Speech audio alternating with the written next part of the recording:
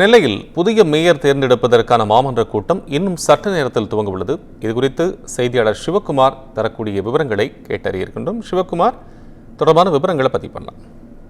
அது கடந்த மாதம் 3ஆம் தேதி நெல்லையோட மேயராக இருந்த சரவணன் அப்படிங்கிறவரு தன்னோட குடும்ப சூழ்நிலை காரணமா ராஜினாமா செய்யறதா அறிவிச்சிருந்தாரு. இதனை அடுத்து பாத்தீங்கன்னா திருநெல்வேலி மேயருக்கான தேர்தல் இன்று நடைபெறும்னு சொல்லி, அதாவது 5ஆம் தேதி அன்று நடைபெறும் அப்படின்னு சொல்லி அறிவிச்சிருந்தாங்க.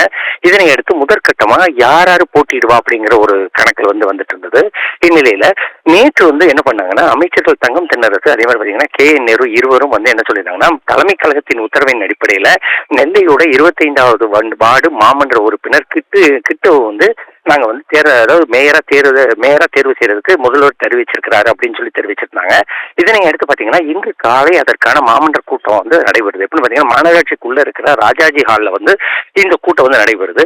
இந்த கூட்டத்துக்கு ஒரு சில நிபந்தனைகள் விதிக்கப்பட்டிருந்தது. எப்படின்னு பாத்தீங்கன்னா, இந்த மறைமுகமா நடைபெறக்கூடிய இந்த தேர்தலை இறுதி கட்டமா அவர் தேர்ந்தெடுக்கப்படுவாரா என்னங்கிறது தெரிய வரும்னு சொல்லி தெரிவிச்சிருந்த நிலையில அதற்கான கூட்டம் இன்னைக்கு இப்ப தொடங்கி இருக்குது.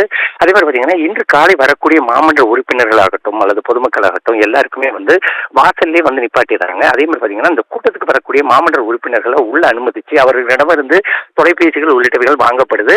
அதே மாதிரி அவங்களோட வாக்காளர் பட்டியல்கள்ல அவங்க பேர் இருக்குதான்னு பார்த்து அதன் அடிப்படையில் உள்ள அவங்களை அனுமதிக்கிறாங்க.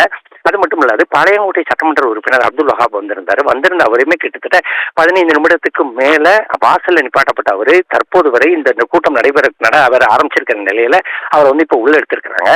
அதாவது நெல்லை மாநகர மேயர் அப்படிங்கிற ஒரு பதவிக்கு கிட்டத்தட்ட 4 பேர் போட்டியிட்ட நிலையில கிட்டு என்ற ராமகிருஷ்ணனை தேர்ந்தெடுப்பாங்க அப்படின்னு சொல்லி ஏற்கனவே நம்ம குடும்பத்துல தெரிவிச்சிருந்தோம்.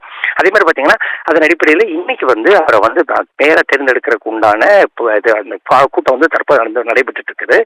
பத்திரிகையாளர்கள் அதே மாதிரி பாத்தீங்கன்னா அதாவது அந்த மாமன்ற உறுப்பினர்களை தவிர வேற யாருமே உள்ள மண்டபத்துக்குள்ள அனுமதிக்கப்படாத ஒரு சூழ்நிலையில மேயர் புதிதாக, அதாவது வேற யாரும் போட்டி போடாத சூழ்நிலையில இவர் தேர்ந்தெடுக்கப்படுவார்னு சொல்லப்படுது. அப்படி எப்படி ஆகணும், இன்னும் அது கூட முடிவுகள் தெரிய வர்றதுக்கு இன்னும் ஒரு 10 முதல் 20 நிமிடம் ஆகலாம் என எதிர்பார்க்கப்படுகிறது.